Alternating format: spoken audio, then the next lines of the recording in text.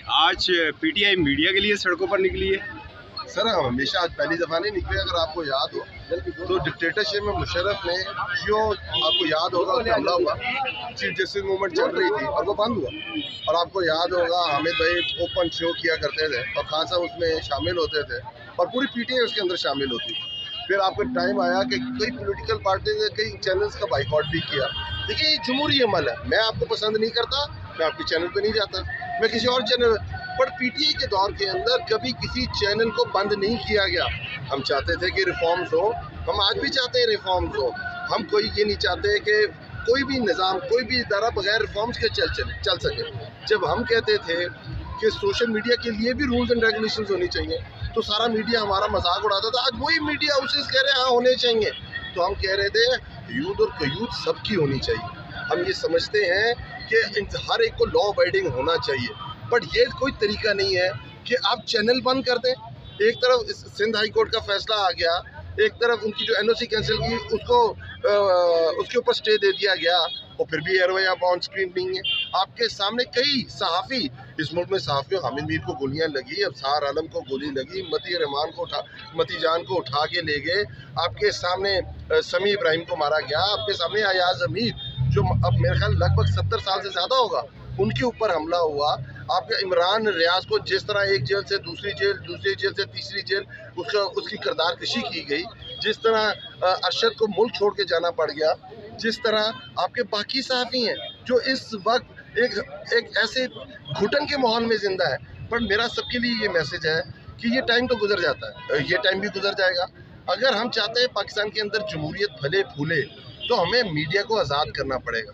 आप समझते हैं कि मीडिया का कोई अंसर आपको पसंद नहीं है, आप समझते हैं मीडिया के अंदर कोई रेगुलेशंस होनी चाहिए, तरीके इंसाफ तो हमेशा तैयार रहती है, बट वो आगे की तरफ होनी चाहिए, वो वे फॉरवर्ड होना चाहिए।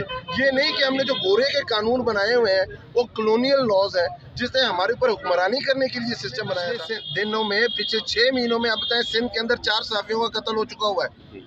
आपके सामने सहाफ़ियों के ऊपर पर्चे हो रहे हैं, आपके सामने सहाफ़ियों पे पर्चे भी कौन से, आपके सामने सेडिशन के पर्चे हो रहे हैं। ये कहाँ होता है दुनिया के अंदर?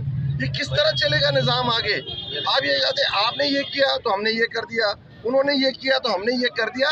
निज़ाम अगर आगे जाना है, निज़ाम अगर आगे जाना है तो आप सहाफ़त पे कदगन नहीं लगा सकते। अब तो हर एक के हाथ में एक ऐसी चीज़ आ गई है, अब किस किस को रोकेंगे? पाकिस्तान के अंदर लगभग 16 करोड़ लोग ऐसे हैं जिनके पास एंड्रॉयड फ़ोन्स हैं।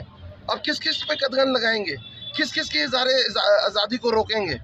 आप ये फंडामेंटल राइट है, पाकिस्तान का कानून आपको इजाज़त देता है। हाँ यूथ के अंदर होना चाहिए, पढ़ाएं, बैठते हैं उसके ऊपर बात करते हैं, पर किसी चैनल को बंद कर देना, सहाफ़ियों को मार देना, सहाफ़ियों को गोली मारना, सहाफ़ियों को अगवा कर लेना, सहाफ़ियों को ऑफ एयर कर देना, ये चीज़ तो जमहूरियत के अंदर नहीं होती। बहुत सर शहबाज गिल के बारे में यहाँ पर आए हैं आज इस एहतजाज की तरफ करने के लिए, मैं इन सबको खराज तहसीन पेश करना चाहता हूँ, क्योंकि आप जिस बात के लिए यहाँ पर आए हैं ये आपका कोई जाती मसला नहीं है, ये आपकी सियासी पार्टी का मसला भी नहीं है, ये पाकिस्तान के 22 करोड़ अवाम का मसला है।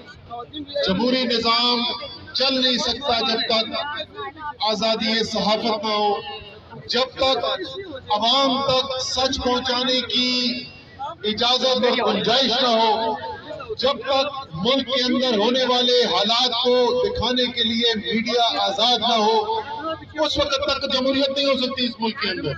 और ये मुल्क है, ये दुनिया का वाहिद मुल्क है जो जमहूरियत के जरिए वजूद में आया। एक बहुत बड़ी तहरीक चली कायदे आज़म के सरबराही में और लाखों लोगों ने कुर्बानी दी, लेकिन इस मुल्क का जो फैसला हुआ वो एक इलेक्शन से हुआ, वो जमहूरी तरीके से हुआ। 1946 का इलेक्शन हुआ, रेफरेंडम हुआ और उसके अंदर बर्रे सगीर के मुसलमानों ने ये फैसला किया और वोट डालकर ये फैसला किया कि बर्रे सगीर के मुसलमानों का एक आज़ाद मुल्क होगा, एक पाकिस्तान होगा।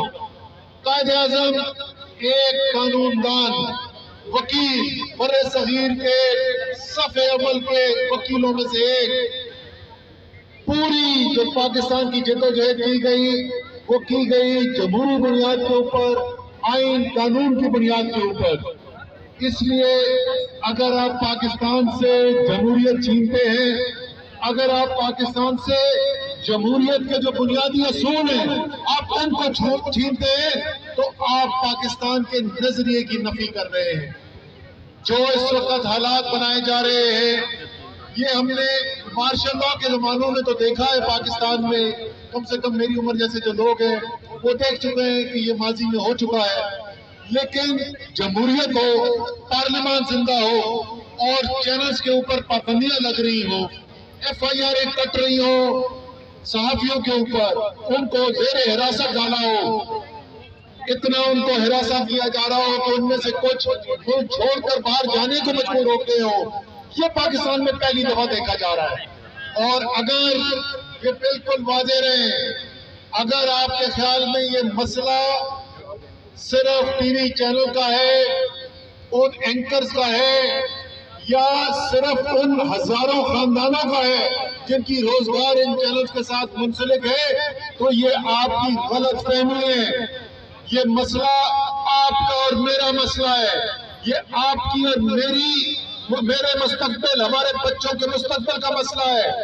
अगर हमने इनकी आवाज बंद होने दी तो ये याद रखें, इसमें आपको कोई शक नहीं होना चाहिए कि फिर आपका और हमारे बच्चों का मुस्तकबिल भी तारीख होगा।